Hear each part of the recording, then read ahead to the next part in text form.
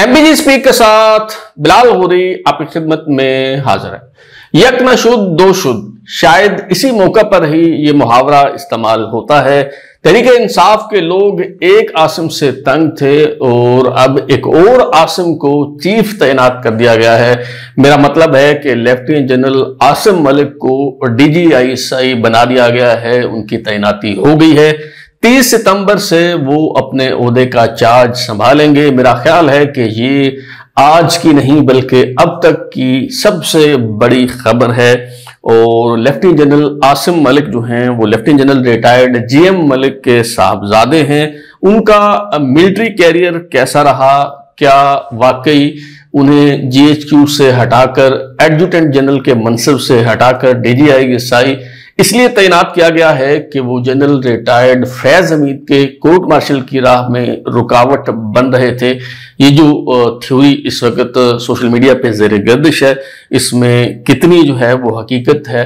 और lieutenant general Asim Malik जो हैं उनका मिलिट्री कैरियर कैसा रहा, कहाँ से उनका ताल्लुक है, ये सारी तफसील आज के इस व्लॉग में शो में हम डिस्कस करेंगे।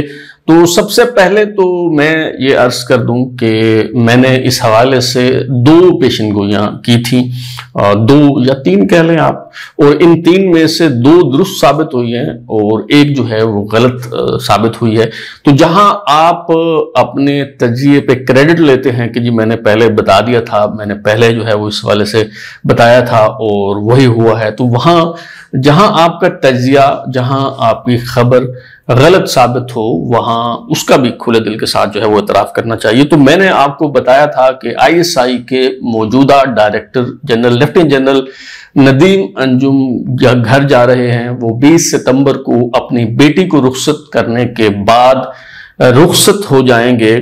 और कुछ लोग जो हैं हमारे दोस्त सहाफी बड़े शद्दोमत के साथ कह रहे थे कि कोई कहीं नहीं जा रहा, और DGC major general Asim Munir Faisal Naseer और डीजीआईएसआई जो हैं वो लेफ्टिनेंट जनरल नदीम अंजुम, वो दोनों अपने ओहदों पे बरकरार हैं, कोई कहीं नहीं जा रहा। लेकिन मैंने आपको बताया था कि लेफ्टिनेंट जनरल नदीम अंजुम जो हैं वो रुखसत हो रहे हैं, उनकी मुद्दत मुलाज़मत में मजीद तोसी जो है वो नहीं की जाएगी। और फिर एक और बात मैंने आपको बताई थी कि फैसला हो चुका है और इसी हफ्ते यानी पीर से जो हफ्ता शुरू हो रहा है इसमें आपको खबर मिल जाएगी, और हफ्ते के पहले ही दिन पीर के दिन ही जो है वो खबर मिल गई। हाँ, अलबत्ता मेरा ख्याल था कि डीजीआईएसआई की तैनाती के हवाले से शायद कुर्रा फाल जो है वो core commander Rawalpindi lieutenant general Shahid Imtiaz के नाम निकलेगा, अगर सर्विंग जो लेफ्टिनेंट जनरल हैं उनमें से किसी एक का इंतखाब किया जाता है। लेकिन ऐसा नहीं हुआ और लेफ्टिनेंट जनरल आसिम मलिक को जो है वो डीजीआईएसआई तैनात कर दिया गया है। अच्छा, अब अगर हम लेफ्टिनेंट जनरल आसिम मलिक की बात करें तो वो एक शानदार मिलिट्री कैरियर के हामिल अफसर हैं। आपको शायद याद हो, अगर कुछ लोगों ने वो शो मेरा देखा है, नहीं देखा तो आप तराजू पे देख सकते हैं। मैंने एक शो तराजू पे एक शो किया था और उसमें बताया था कि बिलमुम वो फौजी अफसर जो पीएमए में शानदार कारकर्दगी का मुजाहरा करते हैं, सॉर्ड ऑफ ऑनर हासिल करते हैं, एजाजी शमशीर जिन्हें दी जाती है, वो तरक्की के जो मदारिज हैं वो तय नहीं कर पाते और वो ऊपर जो है वो नहीं आ पाते। बिलमुम वो फौज से जल्द ही जो है वो रिटायर हो जाते हैं, सुबकदोश हो जाते हैं। और इसमें मैंने बेशुमार ऐसी मिसालें जो हैं वो आपके सामने रखी थी। लेकिन अब शायद इसके बरअक्स हो रहा है, तो वो भी बताना जो है वो मेरा फर्ज है। इस वक्त सूरत हाल ये है कि 3 जो फौजी अफसर हैं जिन्होंने पीएमए के दौरान शानदार कारकर्दगी पर सॉर्ड ऑफ ऑनरली एजाजी शमशीर हासिल की, वो इस वक्त अहम ओहदों पर तैनात हैं। और दोनों जो चीफ हैं वो भी एजाजी शमशीर हासिल करने वाले फौजी अफसर हैं। Army chief general Asim Munir खुद जो हैं उन्होंने अपने ओटीएस कोर्स के दौरान शानदार कारकर्दगी पर सॉर्ड ऑफ ऑनर यानी एजाजी शमशीर जो है वो हासिल की। और अभी जो डीजीआईएसआई तैनात हुए हैं लेफ्टिनेंट जनरल आसिम मलिक, जिनका ताल्लुक जो है वो 80वें पीएमए लॉन्ग कोर्स से है, तो उन्होंने भी पीएमए लॉन्ग कोर्स के दौरान जो है वो शानदार कारकर्दगी पर जो है वो एजाजी शमशीर हासिल की थी। एक और फौजी अफसर हैं जिनका उनका ताल्लुक भी 22 बलूच रेजिमेंट से है, लेफ्टिनेंट जनरल उमर बुखारी, जो आजकल कोर कमांडर पेशावर के तौर पे जो है वो तैनात हैं, खिदमात सर अंजाम दे रहे हैं। इनका ताल्लुक 84वें पीएमए लॉन्ग कोर्स से है। इन्होंने भी पीएमए लांग का कोर्स के दौरान शानदार कारकर्दगी पर जो है वो एजाजी शमशीर हासिल की थी, सॉर्ड ऑफ ऑनर हासिल की थी। तो अब जो है वो सूरत हाल काफी बदल चुकी है। दोनों जो चीफ हैं यानी आर्मी चीफ और डीजीआईएसआई दोनों जो हैं उन्होंने पीएमए में कारकर्दगी के दौरान, एक ने पीएमए में और दूसरे ने ओटीएस में जो है वो शानदार कारकर्दगी पर एजाजी शमशीर जो है वो हासिल किया। अगर हम जनरल आसिम मलिक की बात करें तो इनका आबाई गांव जो है वो सरगोदा के करीब एक इलाका है शाहपुर, वहां से ये ताल्लुक रखते हैं। आवान कबीले के ये बहादुर सपूत हैं और जैसे कि मैंने बताया 80वें पीएमए लांग कोर्स से इनका ताल्लुक है और 7 सितंबर 1989 को पीएमए लांग कोर्स की तकमील पर 22 बलोच रेजिमेंट के जरिए इन्होंने अफवाज पाकिस्तान में शमूलियत अख्तियार की। इनके कैरियर का आगाज हुआ और ये इनके वालिद लेफ्टिनेंट जनरल रिटायर्ड गुलाम मोहम्मद मलिक की यूनिट है। लेफ्टिनेंट जनरल रिटायर्ड गुलाम मोहम्मद मलिक जो हैं वो जीएम मलिक के नाम से मशहूर हैं, माशाल्लाह हयात हैं, फलाई कामों में मसरूफ हैं। उनके बारे में हम बाद में जो है वो बात करते हैं। लेकिन अगर हम आसिम मलिक की बात करें तो बतौर ब्रिगेडियर इन्होंने वजीरिस्तान में एक इन्फेंट्री डिवीजन को जो है इन्फेंट्री ब्रिगेड को जो है वो कमांड किया, यानी वार जोन में इन्होंने जो है वो खिदमात सर अंजाम दी हैं। अच्छा, फिर 19 फरवरी 2017 को जो ब्रिगेडियर आसिम मलिक हैं अपने दीगर 36 साथियों के हमरा, जो जिनमें से कुछ इनके बैचमेट हैं, उनके हमरा इन्हें जो है वो मेजर जनरल के रैंक में प्रमोट कर दिया गया, तरक्की दे दी गई और फिर इन्हें जीएचक्यू में vice chief of general staff जो है वो तैनात किया गया। उसके बाद कोयटा में 41वें इन्फेंट्री डिवीजन को इन्होंने बतौर मेजर जनरल जो है वो कमांड किया है। एनडीयू में चीफ वार इंस्ट्रक्टर के तौर पे ये खिदमात सर अंजाम देते रहे और उससे पहले Quetta command and staff college में भी इंस्ट्रक्टर के तौर पे इन्होंने जो है वो खिदमात सर अंजाम दी हैं। अच्छा, ये जो आसिम मलिक साहब हैं, आपको पता है मैं बिलावजह किसी की तारीफ नहीं करता, लेकिन अगर आप इनकी जो फाइल देखें, आप इनकी सर्विस के कागजात देखें तो आप हैरान और परेशान रह जाते हैं। ये इस कदर शानदार मिलिट्री कैरियर के हामिल जो है वो अफसर हैं कि सितंबर 2019 में जब इमरान खान साहब की हुकूमत थी, आरिफ अलवी साहब सदर थे, इमरान खान साहब जो है वो वज़ीर आज़म थे, तो मेजर जनरल आसिम मलिक को जो है वो हिलाल इम्तियाज मिलिट्री से नवाजा गया। और अब जो मैं बात बताने लगा हूं उसकी मिसालें अफवाज पाकिस्तान में कम ही मिलती हैं और वो ये है कि जो आसिम मलिक हैं ये जब मेजर जनरल थे तो मेजर जनरल से लेफ्टिनेंट जनरल के रैंक में जब प्रमोशन होना होती है तो इनके बाकी जो बैचमेट हैं उनसे 1 साल पहले इन्हें 3 स्टार जनरल के रैंक में तरक्की दे दी गई थी और ये तरक्की हुई थी साबिक army chief general Qamar Javed Bajwa साहब के दौर में। आपको 6 अक्टूबर 2021 की जो ISPR की प्रेस रिलीज है जो बड़ी मुतनाज़ हुई थी, कंट्रोवर्शियल हो गई थी, वो अगर आपको याद हो, जिसमें बताया गया था कि लेफ्टिनेंट जनरल फैज हमीद को जो है वो DGISI के मनसब से हटा के कोर कमांडर पेशावर लगा दिया गया है, core commander Karachi lieutenant general Nadeem Anjum को DGISI जो है वो तैनात कर दिया गया है। और भी इसमें कुछ तब्दीलियां थी, लेकिन जो उसमें बुनियादी तब्दीलियां थी जिसकी वजह से ये सारी कंट्रोवर्सी जो है वो क्रिएट हुई, वो यही थी। इस प्रेस रिलीज में एक और चीज भी थी और वो ये थी कि इसी प्रेस रिलीज में बताया गया था कि मेजर जनरल आसिम मलिक को लेफ्टिनेंट जनरल के रैंक में जो है वो तरक्की दे दी गई है। तो इन्हें 6 अक्टूबर 2021 को बतौर लेफ्टिनेंट जनरल प्रमोट किया गया, जबकि इनके जो बाकी बैचमेट हैं 11 अक्टूबर 2022 को उन्हें प्रमोशन मिली। 11 अक्टूबर 2022 को जनरल कमर जावेद बाजवा ने जाते जाते जो 12 मेजर जनरल हैं उन्हें लेफ्टिनेंट जनरल के रैंक में प्रमोशन दे दी थी। उनमें major general Inam Haider Malik, major general Fayyaz Hussain Shah, major general Noman Zakaria, major general Zafar Iqbal, major general Aiman Bilal Safdar, major general Ahsan Gulrez, major general Syed Amir Raza, major general Shahid Imtiaz, major general Munir Afsar, major general Babar Aftar, major general Yusuf Jamal और मेजर जनरल काशिफ नजीर जो हैं वो शामिल थे। तो कहने का मतलब ये है कि कितने शानदार मिलिट्री कैरियर का हामिल या अफसर होगा कि जिसे अपने साथियों से 1 साल पहले ही जो है वो लेफ्टिनेंट जनरल बना दिया गया। और 19 फरवरी 2017 को ये मेजर जनरल बने और 6 अक्टूबर 2021 को जो है इन्हें लेफ्टिनेंट जनरल के रैंक में तरक्की दे दी गई। और अब इनकी रिटायरमेंट की अगर हम बात करें तो अगर अक्टूबर 2021 में ये लेफ्टिनेंट जनरल के रैंक में प्रमोट हुए हैं तो अक्टूबर 2025 में इनकी रिटायरमेंट होगी। यानी अगर इन्हें मुद्दत मुलाजमत में तोसी नहीं दी जाती, अगर इन्हें एक्सटेंशन नहीं मिलती, तो बतौर DGISI ये 1 साल भी पूरा नहीं कर सकेंगे और अक्टूबर 2025 में यानी army chief general Asim Munir का जो 3 साल टेन्योर है वो मुकम्मल होने से पहले ही जो है कोई 1 महीना पहले ये रिटायर हो जाएंगे और सबकदोश हो जाएंगे। हाँ, अलबत्ता जो चलन चल रहा है हमारे मुल्क में उसे देखकर लगता तो नहीं है कि इन्हें एक्सटेंशन जो है वो नहीं मिलेगी, लेकिन जाहिर है हमने अमकानात पे बात करनी है, जो इस वक्त ग्राउंड रियलिटीज हैं उनकी बुनियाद पे जो है वो बात करनी है। तो बज़ाहिर तो इनको जो है इनकी मुद्दत मुलाजमत जो है वो अक्टूबर 2025 में पूरी हो जाएगी। तो ये इसी वजह से इनका जो DGISI इनकी जो तकर्री है वो हम सब के लिए एक सरप्राइज है। कोई भी इसको जो है वो एक्सपेक्ट नहीं कर रहा था कि जनरल आसिम मलिक जो हैं उन्हें DGISI जो है वो तैनात कर दिया जाएगा। अच्छा, अब एक और जो कंट्रोवर्सी इनकी जिंदगी में आई मिलिट्री कैरियर में, उस पर हम बात करते हैं और फिर हम आगे चलते हैं जनरल फैज हमीद के हवाले से जो सरगोशियां हैं, और फिर आखिर में हम बताएंगे कि इनके वालिद साहब जो हैं जनरल GM मलिक, उनकी शोहरत जो है वो कैसी रही है, उनके हवाले से क्या कंट्रोवर्सीज जो हैं वो रही हैं। अच्छा, आपको याद होगा 9 मई 2023 को जब जिसे बगावत से ताबीर किया जाता है मिलिट्री इंस्टॉलेशंस पे जब हमले हुए और लाहौर का जो कोर कमांडर हाउस था वहां उस पर धावा जो है वो बोल दिया गया।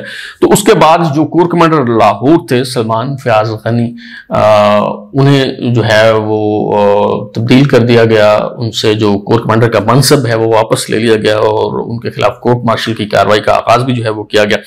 तो सुनने में आया था कि इब्तदाई तौर पे ये बताया गया था कि GHQ में एडजुटेंट जनरल के तौर पे काम कर रहे लेफ्टिनेंट जनरल आसिम मलिक को कोर कमांडर लाहौर तैनात किया गया है, लेकिन उन्होंने माजरत कर ली। अब ये इतलात जो है वो सुनने में आई थी, हो सकता है ये गलत हो बातें, लेकिन जो मीडिया में आया वो मैं आपको जो है वो बता रहा हूँ। तो बताया गया कि इन्होंने माजरत कर ली, जिसके बाद हैवी इंडस्ट्रीज टेक्सला के चेयरमैन जो हैं लेफ्टिनेंट जनरल सैयद आमिर रजा, जिनका ताल्लुक PMA से नहीं बल्कि OTS से है, उन्हें army chief general Syed Asim Munir ने कोर कमांडर लाहौर जो है वो तैनात कर दिया था।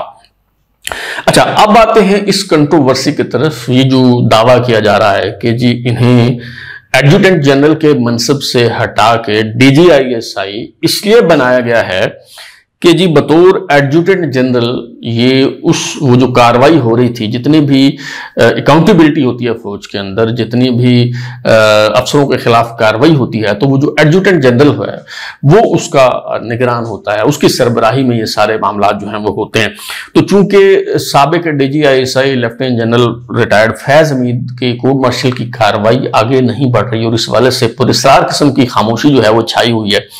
तो दरअसल ये जो लेफ्टिनेंट जनरल आसिम मलिक हैं ये बतौर एडजुटेंट जनरल उसके राह में रुकावट बने हुए थे, इसलिए उन्हें वहां से हटा के DGISI बनाया गया।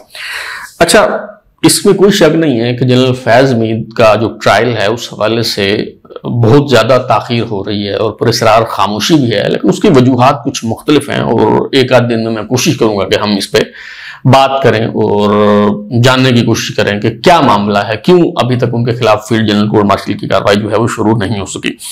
लेकिन ये जो बात की जा रही है ये बहुत तिफलाना और बचगाना किस्म की बात है। ये जो कहा जा रहा है कि चूंकि वो कोर्ट मार्शल नहीं होने दे रहे थे फैज हमीद का, तो इसलिए उन्हें, भाई अगर वहां से उन्हें हटाना है तो खुदे लाइन लगाने के लिए बड़ी ऑप्शंस होती हैं आर्मी चीफ के पास। उसके वो कोई मतलब आसिफ गफूर साहब रिटायर हो रहे हैं कुछ अर्सा में, उनकी जगह उन्हें NDU का प्रेसिडेंट लगा देते, किसी और जगह लगाया जा सकता था, क्योंकि आर्मी चीफ के पास जो है वो बड़ी ऑप्शंस होती हैं। यानी एक बंदे को अगर वो आपके साथ ताउन नहीं कर रहा और बतौर सजा आप उसको तब्दील कर रहे हैं, तो क्या आप उसको तब्दील करके DGISI बना देंगे?